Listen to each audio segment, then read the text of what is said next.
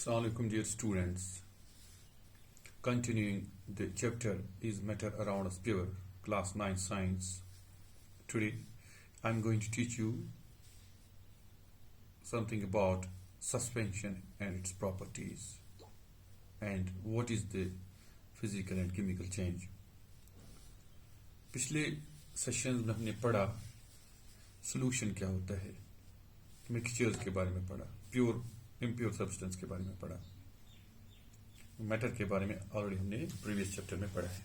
सो suspension या solutions की बात करें, क्योंकि हमने पता है इनमें दो चीजें होती हैं, सॉल्यूट और सॉल्वेंट, और द फंडा lies in the particle size. So far as solutions are concerned, their particle size is very small, that is less than 1 nanometer, and these particles cannot be seen by our naked eyes. With our naked eyes हम उन particles को नहीं देख पाते हैं. ये हो गया solutions की बात. लेकिन जो suspensions होते हैं उनमें जो particle size होता है वो बहुत ज्यादा होता है as compared to the solutions. So उनके जो solute particles हैं they can be easily seen. दूसरी चीज, जो solutions होते हैं वो homogeneous होते हैं, उनकी जो क्या कहते हैं थ्रोट, उनकी जो कंपोजिशन होती है वो यूनिफॉर्म होती है, सेम होती है. लेकिन जो सस्पेंशंस होते हैं these are heterogeneous mixtures. Suspensions are defined as suspension is a heterogeneous mixture in which the solute particles do not dissolve, but remain suspended throughout the bulk of the medium. So suspensions ऐसे mixtures होते हैं जो heterogeneous in nature होते हैं, यानी जिनकी composition through out uniform नहीं होती है. और दूसरी चीज, जो सस्पेंशंस होते हैं इनमें पार्टिकल साइज या सोल्यूट पार्टिकल्स का साइज ऐसा होता है, इतना बड़ा होता है कि that does not mix up, that does not dissolve. वो उस जो मीडियम होता है, जिस चीज में जो सॉल्वेंट में उसको डालना चाहते हैं, वो उसमें डिसॉल्व नहीं होता है, यानी उससे अलग रहता है. अलग हेटेरोजेनस, मैंने आपको कल बताया, हेटेरोजेनस मिक्सचर्स ऐसे होते हैं जिनमें बाउंड्रीज होती हैं between the solute and solvent. So या बिटवीन डिफरेंट कॉन्स्टिट्यूएंट्स और different components of the suspension, ठीक है, या मिक्सचर. सो जो ये सस्पेंशन होते हैं वो ये हेटेरोजेनस मिक्सचर्स होते हैं, इनमें नॉन यूनिफॉर्मिटी होती है, they are not uniform, their composition is not uniform.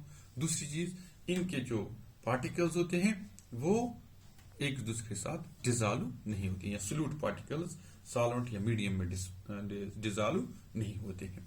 सो ये सस्पेंडेड रहते हैं, सोल्यूट पार्टिकल्स सस्पेंड रहते हैं.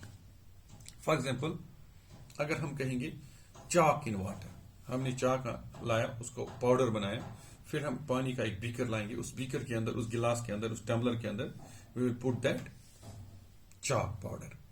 तो आप देखोगे वो चाक जो है ना वो बिल्कुल उसके साथ नहीं मिलेगा, उस क्या कहते हैं वाटर के साथ नहीं मिलेगा. वो हमें चूंकि वो मिल्की लगेगा वो पानी, लेकिन कुछ वक्त के बाद आप देखोगे वो यानी उसके साथ मिलते नहीं, डिसॉल्व नहीं होते, वो दूर से दिखेंगे वो पार्टिकल्स.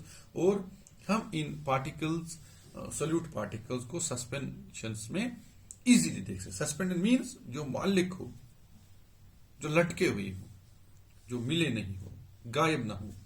लेकिन सॉल्यूशंस में जब हम सोल्यूट डालते हैं वो गायब हो जाता है, ठीक है.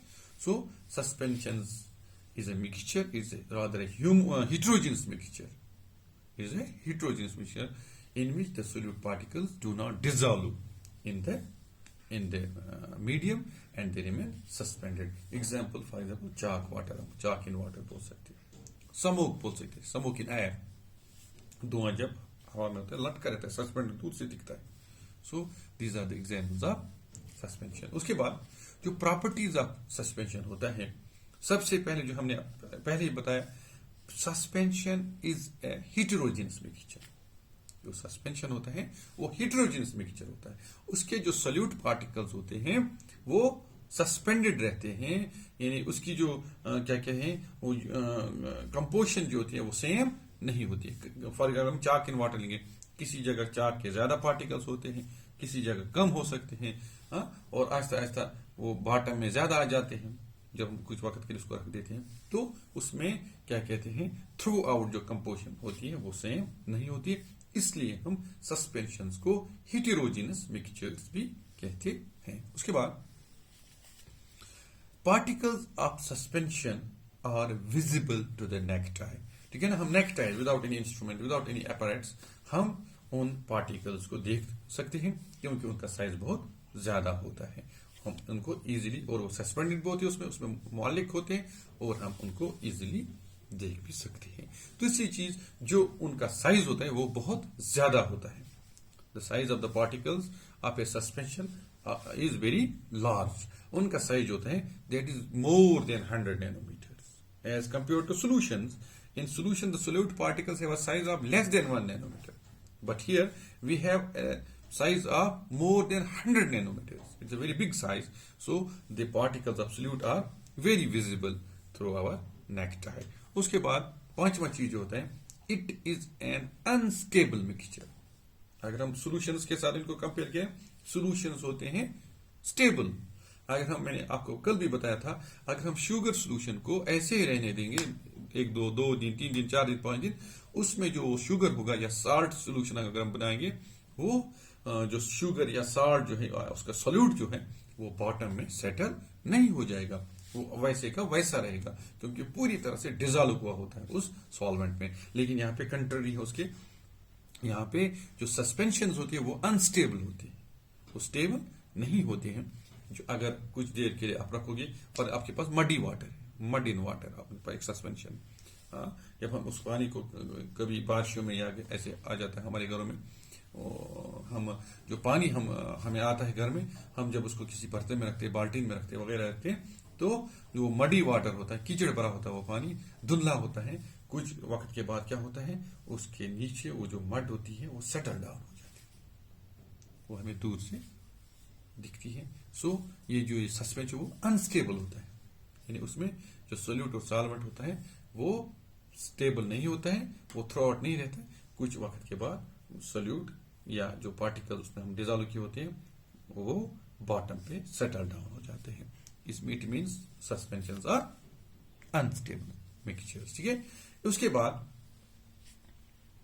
हम इसके जो पार्टिकल्स होते हैं, सोल्यूट और सॉल्वेंट के पार्टिकल्स एक सस्पेंशन के, हम उनको इजीली एक दूसरे से अलग कर सकते हैं बाय मीन्स ऑफ फिल्ट्रेशन। ठीक है, हम एक बीकर लेंगे, बीकर के ऊपर एक फनल रखेंगे, फनल के ऊपर हम एक क्या कहते हैं वो फिल्टर पेपर रख लेंगे। अगर हम ये suspension, for example chalk water हमारे पास है, अगर हम ये उसमें पोर कर देंगे, आहिस्ता आहिस्ता आप देखोगे जो ये चाक होगा वो पीछे रहता है और जो पानी है, साफ पानी, वो नीचे हमें मिल जाएगा। इस तरह से हम उसके कंपोनेंट्स को, सस्पेंशन के कंपोनेंट को अलग कर सकते हैं। इसी तरह से जैसे फॉर एग्जांपल हमारे घर में मडी वाटर हो, गंदा पानी हो, या उसमें कुछ धूल वगैरह लगी हो, सस्पेंशन हो, तो हम क्या कर सकते हैं, उसको फिल्टर करते हैं। हम जो हमारे घरों में पड़ा होता है फिल्टर, उसी में पानी डाल के हमें नीचे से प्योर वाटर मिलता है, ऊपर से जो धूल मड वगैरह होती है वो पीछे रह जाती है। सो एक और प्रॉपर्टी इसकी ये है कि हम एक सस्पेंशन के जो कॉन्स्टिट्यूएंट्स होते हैं उनको हम इजीली एक दूसरे से अलग कर सकते हैं बाय मीन्स ऑफ फिल्ट्रेशन। एक और प्रॉपर्टी इनकी ये है, that is their particle size is very large. उनका पार्टिकल, सोल्यूट पार्टिकल साइज बहुत ज्यादा होता है, और जब उन पे लाइट बीम हम थ्रो करते हैं, ये लाइट को स्कैटर करते हैं, जिसको हम बोलते हैं टेंडाल इफेक्ट। सो ये जो सस्पेंशन होते हैं ये टेंडाल इफेक्ट दिखा सकते हैं। ये कंट्री टू सोल्यूशंस है, solutions do not scatter light, वो स्कैटर लाइट को नहीं करते क्योंकि इसका पार्टिकल साइज बहुत छोटा होता है, इस तरह से वो टेंडाल इफेक्ट नहीं दिखाते। लेकिन अगर हम सोल्यूशन, ये सस्पेंशन की बात करें, ये क्या कहते हैं, लाइट को स्कैटर करते हैं, इस तरह से ये हमें टेंडाल इफेक्ट दिखाते हैं। ये होगा एक और टाइप का मिक्सचर। उसके बाद हमारे पास एक और मिक्सचर होता है, एक और सोल्यूशन होता है, उसको हम बोलते हैं कोलाइडल सॉल्यूशंस। इनको बोलते हैं कोलाइड्स बोलते हैं या कोलाइडल सॉल्यूशंस बोलते हैं। ठीक है, अब हम कोलाइड्स के बारे में आपको कुछ बताना चाहते हैं। क्योंकि जो कोलाइडल सॉल्यूशंस होते हैं ये भी हेटेरोजेनस इन नेचर होते हैं, ये भी हेटेरोजेनस मिक्सचर्स होते हैं। कोलाइड्स भी हिट्रोजनस मिक्सचर्स होते हैं, यानी इनकी थ्रू आउट जो कंपोजिशन होती है वो यूनिफॉर्म में सेम नहीं होती है, लेकिन इनका जो होता है पार्टिकल साइज वो होता है दैट लाइज बिटवीन और that's intermediate between that of this solution and suspensions. So हमने सॉल्यूशंस का पार्टिकल साइज बताया लेस देन 1 नैनोमीटर, हमने इन सस्पेंशंस का पार्टिकल साइज आपको बताया वो मोर देन 100 नैनोमीटर होता है। तो जो कोलाइड्स होते हैं उनमें पार्टिकल साइज जो होता है वो होता है that range from 1 nanometer to 100 nanometer, ठीक है। सो इनका जो पार्टिकल साइज होता है इन कोलाइड्स का या कोलाइडल सॉल्यूशंस का वो होता है intermediate between solutions and suspensions, ठीक है। उनकी प्रॉपर्टीज क्या है? सबसे पहली प्रॉपर्टी यही है कि हम इनकी जो पार्टिकल्स होते हैं हम उनको नेकेड आई से नहीं देख सकते, ठीक है ना, उनका पार्टिकल साइज कम होता है। दूसरी चीज जो सोल्यूट और सॉल्वेंट होते हैं क्योंकि इनका पार्टिकल साइज बहुत छोटा होता है हम उनको बाय वे ऑफ फिल्ट्रेशन अलग नहीं कर सकते हैं। जैसे हम सॉल्यूशंस को फिल्टर पेपर से या फिल्ट्रेशन से अलग नहीं कर सकते हैं, इसी तरह से हम सस्पेंशंस को भी फिल्टर या फिल्ट्रेशन प्रोसेस से अलग नहीं कर सकते हैं क्योंकि इनका पार्टिकल साइज बहुत छोटा होता है। इसके बाद तीसरी प्रॉपर्टी इन कोलाइडल सॉल्यूशन की ये है इनका पार्टिकल साइज जो होता है वो लेस देन सस्पेंशन होता है और मोर देन सॉल्यूशंस होता है that range from 1 nanometer to 100 nanometer, ठीक है। उसके बाद इनकी एक प्रॉपर्टी ये भी है इट्स ए स्टेबल मिक्सचर।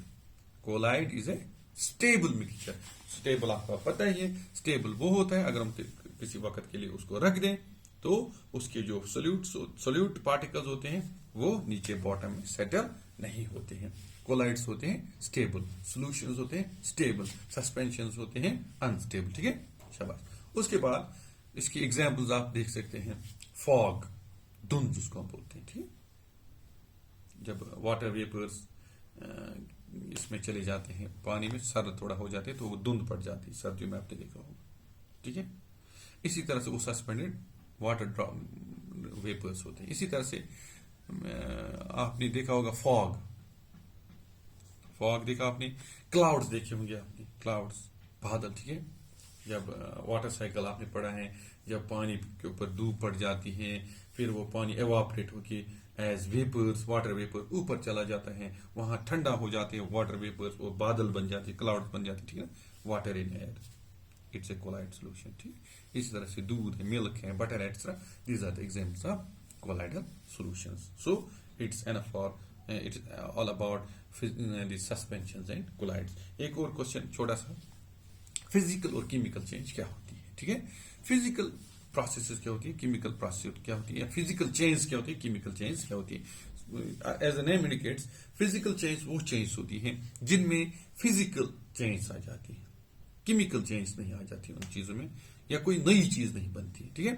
जैसे फिजिकल चेंज है किसी चीज का कलर चेंज हो जाए, किसी चीज की फ्लूइडिटी चेंज हो जाए, किसी चीज की डेंसिटी चेंज हो जाए, ठीक है ना, किसी चीज का मेल्टिंग पॉइंट या बॉइलिंग पॉइंट चेंज हो जाए, इसको हम बोलते हैं फिजिकल चेंज, ठीक है ना। फिजिकल चेंज ऐसी चेंज होते हैं जिसमें कोई नई चीज न बने। Physical change are those processes which brings the process which brings about change in physical state of a substance and no new substance are formed. That change is called as physical change. Those changes in which no new substance is formed, that is called as physical change, ठीक है ना। और chemical change क्या होती है? The process in which new substance are formed. The process in which new substance are formed and chemical properties are changed. Chemical properties of the old substance are changed. Those changes we call as chemical change, ठीक है। तो इनमें change of the order आ जाएगा, यानी बू different हो सकती है, इन्फ्लेमेशन हो सकती है, ठीक है। तो इन्फ्लेमेबिलिटी जिसको हम बोलते हैं। तो फिजिकल चेंज और केमिकल चेंज में क्या फर्क है? पहली फर्क यही है, जो फिजिकल चेंज होती है it brings about change in state. For example हमारे पास आइस है, when ice changes to water, is it a physical or chemical change? It's a physical change. No new substance formed. Ice जो होता है वो solid form of water होता है, water होता है liquid form of water. So इसमें कोई chemical change नहीं आई, बल्कि physical state इसका change हो गई। हमने liquid को vapor में तब्दील किया, water को हमने heat दे दी और वो water जो है वो vapor बन गया, gaseous form में आ गया। सो उसमें कोई केमिकल चेंज नहीं आई। गैस वाटर वेपर भी वाटर ही है और वाटर एज ए लिक्विड भी वाटर ही, सो इसमें कोई केमिकल चेंज नहीं आई। ऐसी चेंज जिसमें फिजिकल स्टेट चेंज होता है, जिसमें किसी चीज का साइज चेंज हो, फॉर एग्जाम्पल आपके हाथ में एक बलून है, आपने इसको दबाया, ठीक है ना, दबाया, कंप्रेस किया, एक बलून आपके पास था, जब आप छोड़ देते हैं तो फिर वैसे ही इन्फ्लेट हो जाता है, वैसे ही फूल जाता है वो। सो ये एक फिजिकल चेंज है। आप किसी रबड़ को खींच रहे हैं, स्ट्रेच कर रहे हैं, स्ट्रेच रबड़, ठीक है, उसकी शेप चेंज हो जाती है, आप छोड़ दो, दैट रिगेन्स इट्स शेप, ठीक है। So these are the examples of physical change. किसी चीज का साइज बढ़ जाए, घट जाए, ऐसे ही जब इलास्टिक को खींचा, साइज बढ़ गया, छोड़ दिया, फिर बराबर आ गया, सो इसमें कोई केमिकल चेंज नहीं आई। ऐसी चेंज जिनमें शेप चेंज हो सकती है, स्टेट चेंज हो सकता है, from liquid to gas to, लेकिन केमिकल चेंज नहीं आ जाती है, ऐसी चेंज को हम बोलते हैं फिजिकल चेंज, ठीक है। और केमिकल चेंज जो होती है, केमिकल चेंज में change in the chemical properties of a substance आ जाता है, ठीक है ना, चेंज इन केमिकल प्रॉपर्टीज आ जाता है। और इनमें no change in chemical composition आ जाता है, change in chemical properties are observed, लेकिन जो केमिकल प्रॉपर्टी, केमिकल चेंज होती है, इनमें केमिकल चेंज आ जाती है, ठीक है। जो फिजिकल चेंज होती है, those are reversible, physical change are reversible, उनको हम फिर वापस बराबर कर सकते हैं। फॉर एग्जाम्पल हमने आइस को वाटर में कन्वर्ट किया, it means there has took place a physical change from solid state, it has change into liquid state, अगर हम फिर उस पानी को रेफ्रिजरेटर में रख देते हैं तो फिर वो क्या बन जाएगा, फिजिकल बन जाएगा, क्या बन जाएगा, फिजिकल बन जाएगा। सो इस तरह से इसको हम बोलते हैं फिजिकल चेंज, इसको हम रिवर्स करते हैं फिर बराबर। लेकिन अगर कोई केमिकल चेंज आ गई किसी चीज में, ठीक है ना, for example milk change to curd, अगर मिल्क किस में चेंज हो गया, कर्ड में चेंज हो गया, ठीक है ना, फिर कर्ड को हम वापस मिल्क नहीं बना सकते हैं, ठीक है। ये हो गई कुछ एग्जांपल्स। उसके बाद ये होता है no new substance are formed, इसमें कोई नई चीज नहीं बनती, केमिकली कोई नई चीज नहीं बनती, ठीक है ना, लेकिन जो केमिकल चेंज होती हैं उनमें नई चीजें बनती हैं। ये हो गई आपकी physical and chemical change. Have a nice time, it's sufficient for today. Allah Hafiz.